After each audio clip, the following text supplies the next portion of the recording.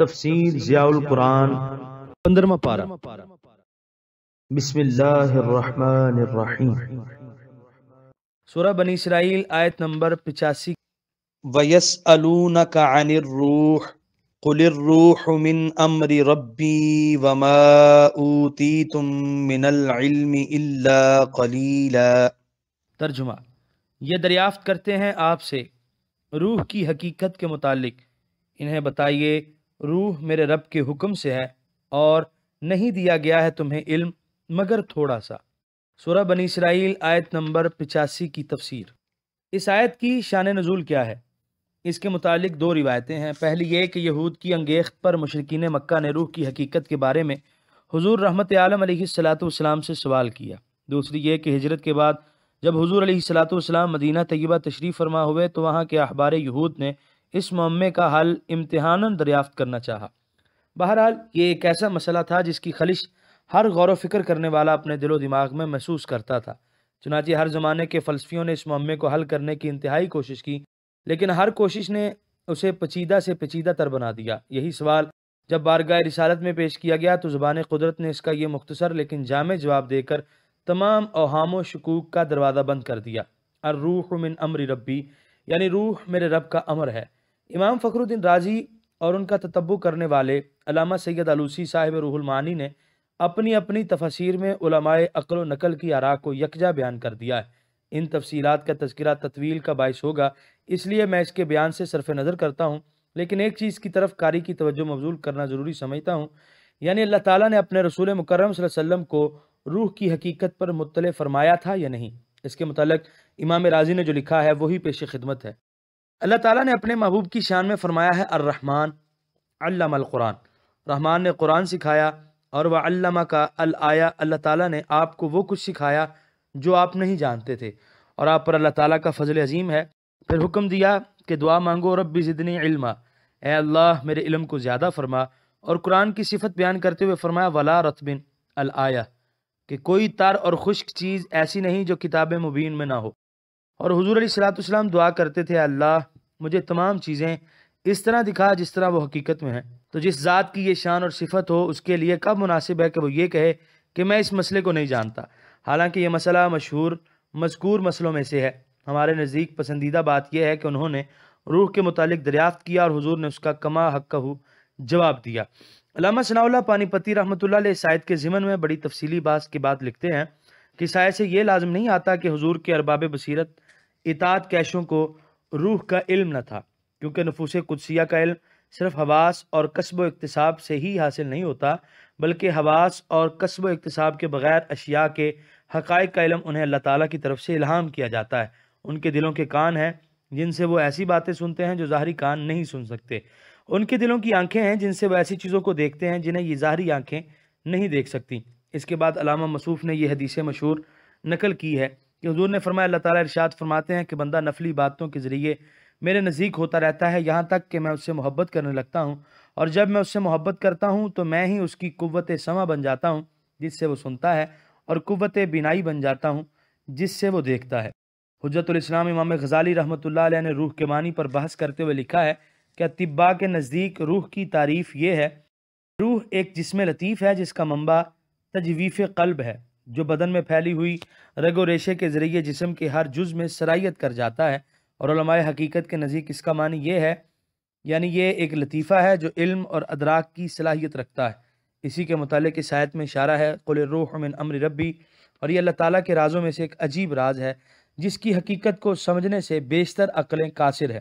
علامہ بدر الدین عینی شارح صحیح بخاری ان لوگوں کا رد کرتے ہوئے جو یہ کہتے ہیں کہ حضور اسلام کو روح کا علم نہیں دیا گیا لکھتے ہیں کہ میں کہتا ہوں کہ نبی کریم صلی اللہ علیہ وسلم جو اللہ تعالیٰ کے حبیب اور اس کی ساری خلق کے سردار ہیں، آپ کا منصب اس سے بہت بلند ہے کہ آپ کو روح کا علم نہ ہو، حالانکہ اللہ تعالیٰ نے آپ پر احسان کرتے ہوئے فرمایا وَعَلَّمَكَ مَا لَمْ تَكُنْ تَعْلَمْ، اللہ تعالیٰ نے آپ کو ہر وہ بات سکھا دی جو آپ نہیں جانتے تھے، اور اے محبوب آپ کے رب کا آپ پر فضل عظیم ہے۔ سورہ بنی اسرائیل آیت نمبر 86۔ وَلَئِن شِئْنَا لَنَذْهَبَنَّ بِالَّذِي أَوْحَيْنَا إِلَيْكَ ثُمَّ لَا تَجِدُ لَكَ بِهِ عَلَيْنَا وَكِيلًا۔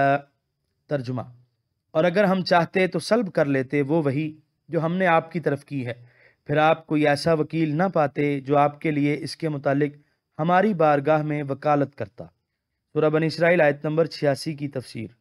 اس آیت کی تشریح کرتے ہوئے مولانا عثمانی لکھتے ہیں، یعنی قرآن کا جو علم تم کو دیا ہے خدا چاہے تو ذرا سی دیر میں چھین لے، پھر کوئی واپس نہ لا سکے، لیکن اس کی مہربانی آپ پر بہت بڑی ہے، اسی لیے یہ نعمت عظمیٰ عنایت فرمائی اور چھیننے کی کوئی وجہ نہیں، صرف قدرت عظیم کا اظہار مقصود ہے، اور یہ کہ کیسی ہی کامل روح ہو، اس کے سب کمالات موہوب و مستعار ہیں، ذاتی نہیں ہیں۔ سورہ بنی اسرائیل آیت نمبر 87۔ الا رحمتا من ربک ان فضلہ کان علیک کبیرا۔ ترجمہ، سوائے اپنے رب کی رحمت کے کہ وہ ہم وقت آپ کے شامل حال ہے، یقیناً اس کا فضل و کرم آپ پر بہت بڑا ہے۔ سورہ بنی اسرائیل آیت نمبر 87 کی تفسیر۔ پہلے اپنی قدرت کاملہ مطلقہ کا ذکر فرمایا کہ میں جو چاہوں کر سکتا ہوں، حتیٰ کہ آپ سے نعمت وحی بھی اگر سلب کر لوں تو کوئی دم نہیں مار سکتا۔ بیان قدرت کے مان بعد اپنی رحمت بے پایاں کا ذکر فرما دیا، جس سے اس نے اپنے حبیب مکرم صلی اللہ علیہ وسلم کو سرفراز فرمایا۔ آیت کے اس جملے میں تو اپنے جود و کرم اور فضل و عطا کی انتہا کر دی کہ اے محبوب، ہم نے جو عنایات خصوصی آپ پر فرمائی ہیں وہ قلیل اور محدود نہیں بلکہ وہ بہت زیادہ ہیں۔ آپ خود سوچئے کہ جس فضل و کرم کو اللہ تعالیٰ اپنی زبان قدرت سے کبیر فرما رہا ہے، اس کے حدود کا تعین کرنا عقل انسانی کے امکان سے خارج ہے۔ حضور کا سید ولد آدم ہونا، مقام محمود پر فائز ہونا، لوائے رحمت للعالمینی کا مرحمت فرمایا جانا، ختم نبوت کا تاج سر پر رکھا جانا، یہ اس فضل کبیر کے چند جلوے ہیں۔ اسی سے شان مصطفی کا کچھ نہ کچھ اندازہ لگایا جا سکتا ہے۔ سورہ بنی اسرائیل آیت نمبر 88۔ کل ان اجتمعت الانس والجن على ان یأتوا بمثل هذا القرآن لا يأتون بمثله ولو كان بعضهم لبعض ظہیرا۔ ترجمہ، بطور چیلنج کہہ دو کہ اگر اکٹھے ہو جائیں سارے انسان اور سارے جن اس بات پر کہ لے آئیں اس قرآن کی مثل، تو ہرگز نہیں لا سکیں گے اس کی مثل، اگرچہ وہ ہو جائیں ایک دوسرے کے مددگار۔ سورہ بنی اسرائیل آیت نمبر 88 کی تفسیر۔ اور یہ چیلنج آج بھی منکرین قرآن و رسالت کو للکار رہا ہے، لیکن کسی کی مجال نہیں کہ وہ اس کو قبول کر سکے۔ سورہ بنی اسرائیل آیت نمبر 89۔ وَلَقَدْ صَرَّفْنَا لِلنَّاسِ فِي هَذَا الْقُرْآنِ مِنْ كُلِّ مَثَلٍ فَأَبَى أَكْثَرُ النَّاسِ إِلَّا كُفُورًا۔ ترجمہ، اور بلا شبہ ہم نے طرح طرح سے بار بار بیان کی ہیں لوگوں کے لیے اس قرآن میں ہر قسم کی مثالیں تاکہ وہ ہدایت پائیں، پس انکار کر دیا اکثر لوگوں نے سوائے اس کے کہ وہ ناشکری کریں۔ سورہ بنی اسرائیل آیت نمبر 89 کی تفسیر۔ ایک چیز کو بار بار مختلف اسلوبوں سے بیان کرنے کو تصریف الامر کہتے ہیں، یعنی اس میں پند و موعظت بھی ہے اور احکام و حکم بھی، گزشتہ گم کردہ راہ اقوام کے دردناک انجام کا بھی ذکر ہے، اور مقبولان بارگاہ سمدیت کے سرفرازیوں کا بھی بیان ہے۔ غرض یہ کہ ہدایت پذیری کے لیے جس قسم کے سامان کی ضرورت ہے سب مہیا کر دیا گیا ہے۔ اب بھی اگر کوئی ہدایت قبول نہیں کرتا تو اس سے بڑھ کر بد نصیب اور کون ہوگا۔ سورہ بنی اسرائیل آیت نمبر 90۔ وَقَالُوا لَن نُّؤْمِنَ لَكَ حَتَّى تَفْجُرَ لَنَا مِنَ الْأَرْضِ يَنبُوعًا۔ ترجمہ، اور کفار نے کہا ہم ہرگز ایمان نہیں لائیں گے آپ پر جب تک آپ رواں نہ کر دیں ہمارے لیے زمین سے ایک چشمہ۔ سورہ بنی اسرائیل آیت نمبر 91۔ او تکون لک جنت من نخیل وعنب فتفجر الانہار خلالها تفجیرا۔ ترجمہ، یا لگ کر تیار ہو جائے آپ کے لیے ایک باغ کھجوروں اور انگوروں کا، پھر آپ جاری کر دیں ندیاں جو اس باغ میں ہر طرف بہہ رہی ہوں۔ سورہ بنی اسرائیل آیت نمبر 92۔ او تسقط السماء كما زعمت علينا كسفا او تأتي بالله والملائكة قبيلا۔